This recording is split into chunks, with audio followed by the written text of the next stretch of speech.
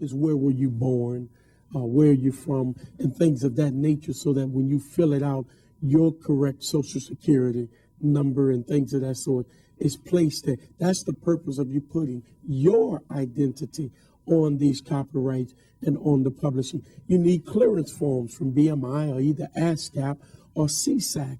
These are the companies that you need to be affiliated. Again, it's about music business.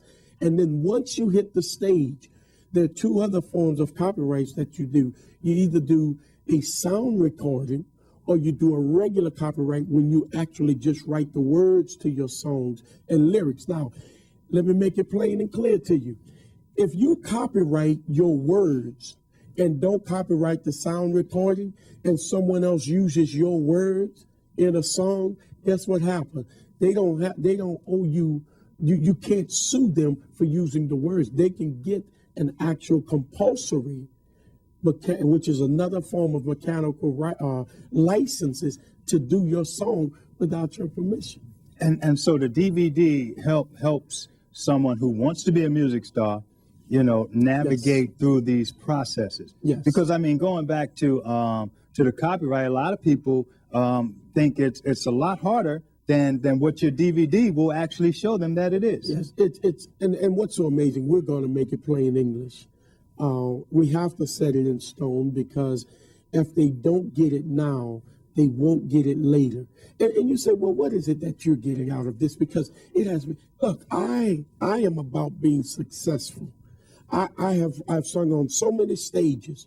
So when it's time to do that, I'm prepared for that. But I'm about being successful in everything that I put my hands on. And so in order for me to be successful, I've always told folks, if you want your dreams to come true, make someone else's dreams come true. And that's really what this is all about, trying to help others. But they still have to follow the steps. Follow you. That's it. It's a map, right? It's a map, navigating your way through the industry. Thank you. You have a navigation system. So it's the GPS. Actually, the DVD is the GPS. Since everybody's into GPS systems nowadays, I got one on my phone, where I can just log in. So this DVD, so you want to be a music star, will help you navigate through the business aspect as well as the technical aspect of the music game or business. That's right. And it comes from a man of vast and great experience, right? Yeah, I had to become one of great experience because, again, I'm in a genre that's so small. It has grown in the inspirational facets, because we know the Kirk Franklin's and the different people of that nature. I'm not going to drop names. You know who your top 10 are, but there are thousands upon thousands that come behind them that many of you, believe it or not, are even greater than those who reach. And that's what I was going to say. You got your top 10 or your final 4, but really there's a whole rack of people who are some saint. I mean, you just hear it on like Sunday's Best. Yes. I mean, they had 20 singers that they narrowed it down to, and then they had to narrow it down to 10. But the other 10, exactly, I can take in the studio right now and record a whole album, and it could be a smash success. And only if I come away with the DVD. Business of being, and it includes, it's all inclusive, because it's not just talking to those that aspire to be singers, but it's see, let me make it plain to you. The most successful people in this business are not even known. We don't even know them.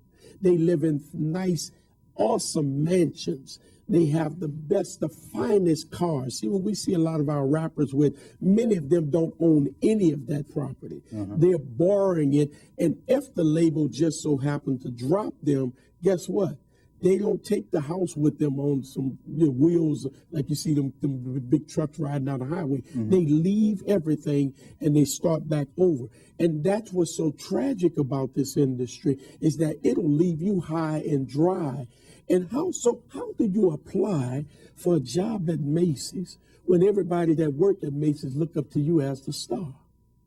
And have bought all of your music. I never forget. I have to tell this story. Well, hold on. We're going to take a break, and we're going to come back with that story. All right. Once again, it is what it is. I'm your host, Derek Lymus, Dr. John Butler. We're talking about his new DVD, So You Want to Be a Music Star. We'll be back after this break.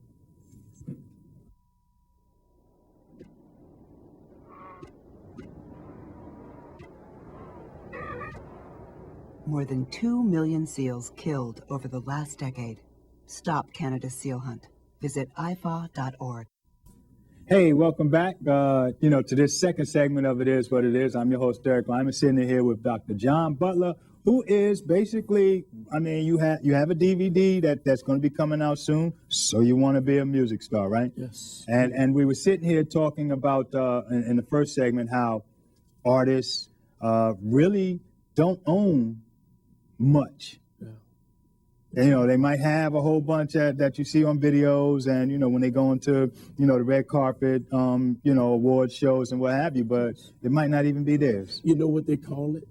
It's a terminology in the music industry. It's called intellectual properties. Oh. That's what we call it. And that's what we need to understand in this business in order to make it further.